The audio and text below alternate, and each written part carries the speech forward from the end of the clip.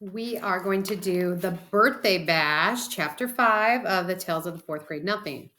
I got used to the way Fudge looked without his top front teeth.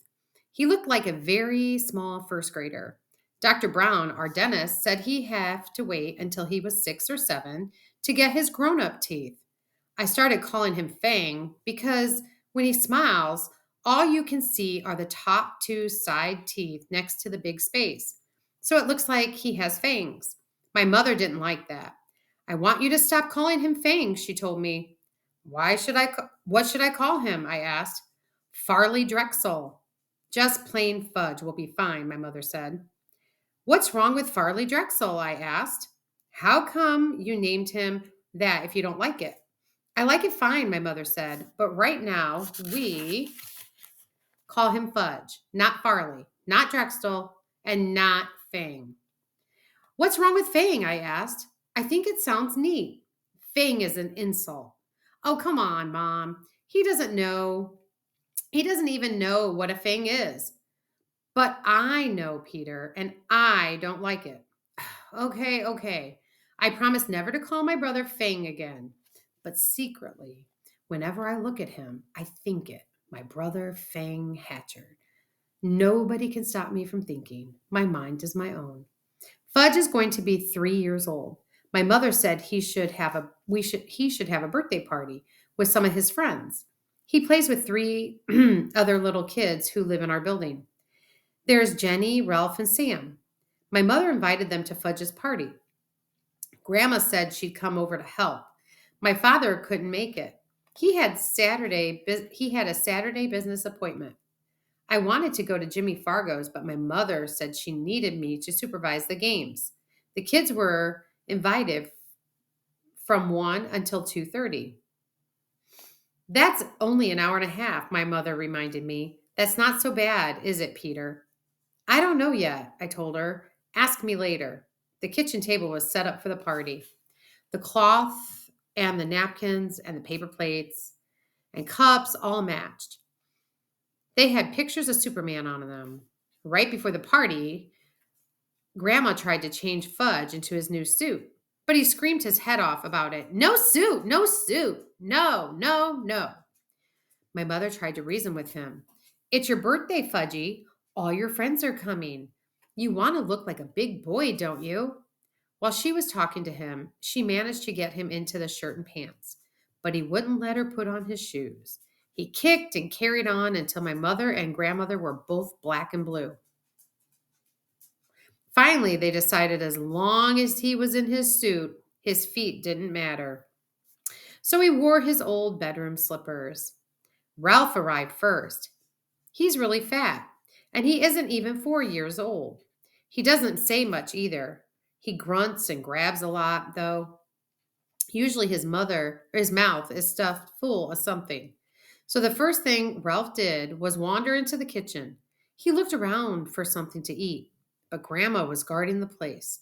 She kept telling him, no, no, must wait until other children come. Jenny arrived next. She was wearing a little white gloves and party shoes. She even carried a pocketbook. Besides that, she had on dirty jeans and an old sweater. Her mother apologized for her clothes, but said she couldn't do anything with Jenny lately, especially since she had taken to biting. What does she bite? I asked, thinking about furniture or toys or stuff like that. She bites people, Jenny's mother said. But you don't have to worry about it unless her teeth go through the skin. Otherwise, it's perfectly safe. I thought, poor old Fudge, he can't even bite back since he hasn't got any front teeth. I looked at Jenny. She seemed so innocent. It was hard to believe that she was a vampire. Sam came last. He carried a big present for Fudge, but he was crying. It's just a stage he's going through, his mother explained. Everything scares him, especially birthday parties. But he'll be fine, won't you, Sam? Sam grabbed onto his mother's leg and screamed, "Take me home, take me home."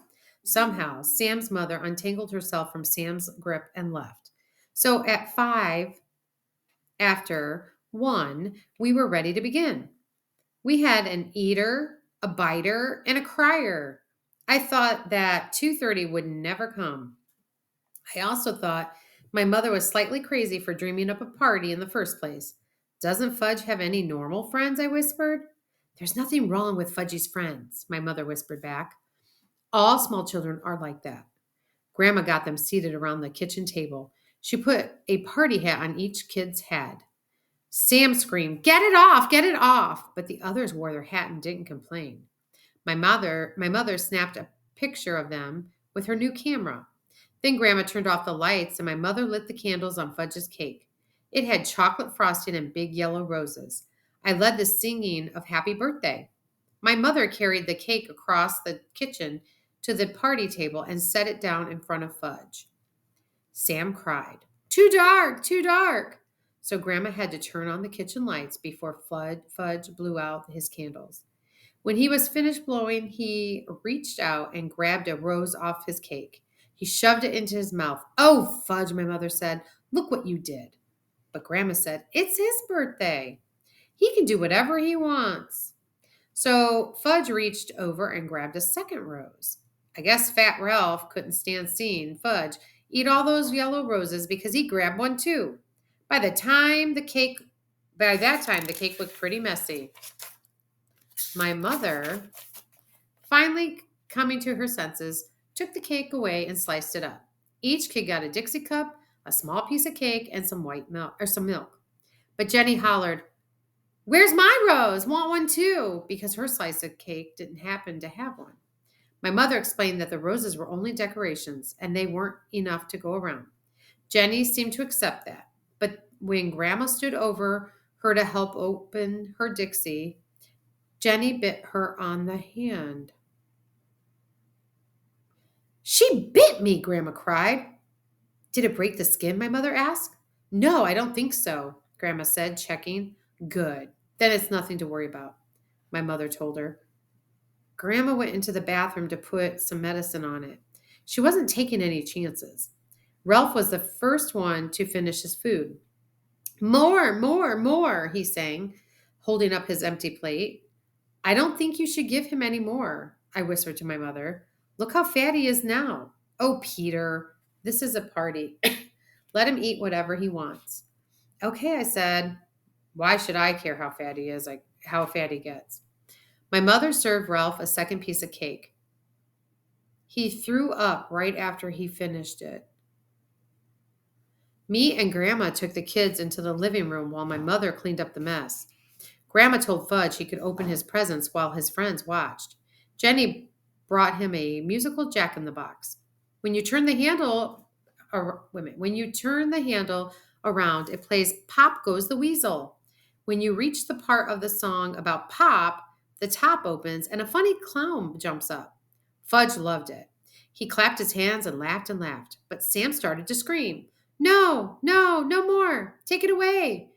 He hid his face in his hands and wouldn't look up until Grandma promised to put the Jack in the Box in another room. Fudge opened Ralph's present next. It was a little wind up car that ran all over the floor.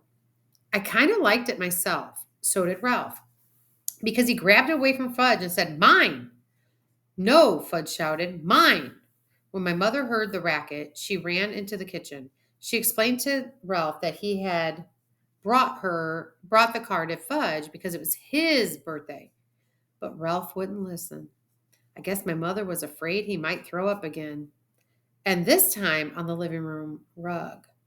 So she begged Fudge to let Ralph play with the car for a few minutes. But Ralph kept screaming it was his car. So Fudge started to cry.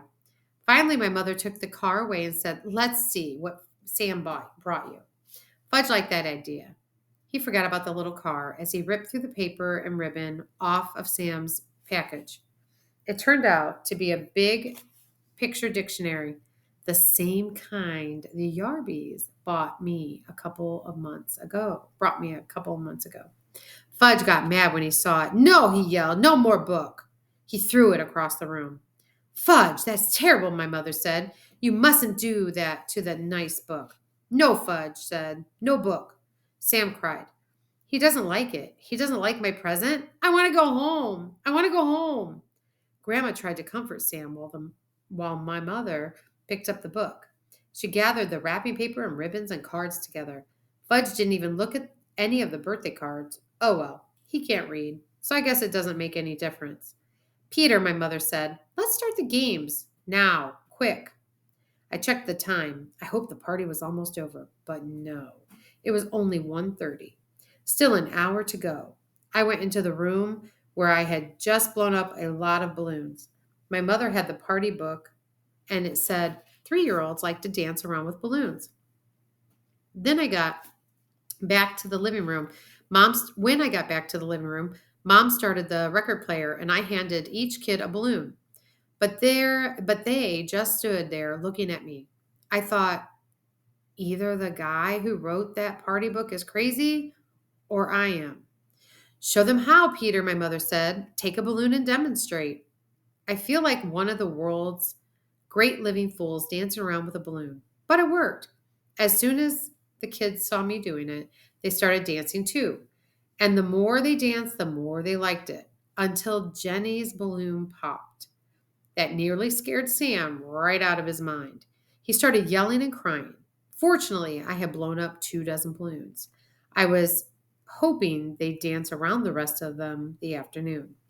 Fudge got the idea of jumping up and down on furniture. The others liked that too. So instead of dancing with their balloons, that's what they did. And soon when they were running from room to room, yelling and laughing and having a great time. Then the doorbell rang. It was Mrs. Rudder. She lives in the apartment right under us. She wanted to know what was going on. She said it sounded like the ceiling was about to crash in on her any second. My mother explained that Fudge was having a little birthday party and wouldn't she like to stay for a piece of cake. Sometimes my mother is really clever. So Grandma entertained Mrs. Rudder in the kitchen while Fudge and his buddies jumped up and down on his new bed. It was delivered this morning. Fudge hasn't even slept in it yet. So naturally, when my mother found out that what they were up to, she was mad. Stop it right now, she said. New bed, big boy, Fudge told her. Was he proud? And won't you have a new big boy bed for you won't have a big boy bed for long if you don't stop jumping on it, my mother told him. I know. Let's all sit down on the floor and hear a nice story. My mother selected a picture book from Fudge's bookshelf. I heard that one, Jenny said when she saw the cover. All right, my mother told her. Let's hear this one. She held up another book. I heard that one too, Jenny said. I think my mother was starting to lose her patience, but she chose a third book and said, well, all enjoy this one, even if we know it by heart. We'll all enjoy this one, even if we know it by heart. And if we do know it by heart, we can just say it together. That's just what Jenny did. And when my mother skipped a page by mistake, Jenny was right there to remind her. If you ask me, my mother felt like biting Jenny by that time. When the story was over, it was 2 o'clock, and Ralph was sound asleep on the floor. My mother told me to put him up on Fudge's new bed while she took the rest of the children back to the living room. I tried and tried, but I couldn't lift Ralph. He must have weighed a ton. So I left him sleeping on Fudge's floor and closed the door so he wouldn't hear any noise. On my way back to the living room, I wished the others would fall asleep too. Peter, my mother suggested, why don't you show them Dribble? Mom, Dribble's my pet. You don't go around using a pet to entertain a bunch of little kids. Didn't my mother know that? Please, Peter, my mother said. We've still got half an hour left, and I don't know what to do with them anymore. Dribble, Fudge hollered. Dribble, dribble, dribble. I guess Sam and Jenny liked the way that he sounded because they started to shout, dribble, dribble, dribble, even though they didn't know what they were talking about. Oh, all right, I said. I'll show you Dribble, but you've got to promise to be very quiet. You mustn't make a sound. You might scare him, okay? They all said okay. My mother went into the kitchen to chat with Grandma and Mrs. Rudder. I went into my room and came back carrying Dribble in his bowl. I put my finger over my lips to remind Fudge and his friends to be quiet. It worked. At first, nobody said a word. I put Dribble down on the table. Fudge and Sam and Jenny stood over his bowl. Oh, turtle, Jenny said. Yes, Dribble's a turtle. My turtle, I said in a soft voice. See, see, Fudge whispered. They all can see, I told Fudge. Nice turtle, Sam said. I wondered why he wasn't afraid this time. What does Dribble do? Jenny asked. Do? He doesn't do anything special, I said. He's a turtle. He does turtle things. Like what? Jenny asked. What was this kid? What was this kid anyway? Well, I said, he swims around a little and sleeps on his rock and he eats. Does he make? Jenny asked. Make, I said. Make a tinkle? Oh, that. Well, sure, I guess so. Jenny laughed. So did Sam and Fudge. I make tinkles too. Want to see? Jenny asked. No, I said. See, Fudge laughed, pointing at Jenny. Jenny had a big smile on her face. Next thing I knew, there was a puddle on the rug. Mom, I hollered, come quick. My mother dashed in from the kitchen. What, Peter? What is it? Just look at what Jenny did, I said. What is that? My mother asked, eyeing the puddle. She made on the floor, I said, and on purpose. Oh, Jenny, my mother cried, you didn't. Did too, Jenny said. This was very naughty, my mother told her. You come with me. She scooped up Jenny and carried her into the bathroom. After that, Mom mopped up the puddle. Finally, the doorbell rang. It was 2:30.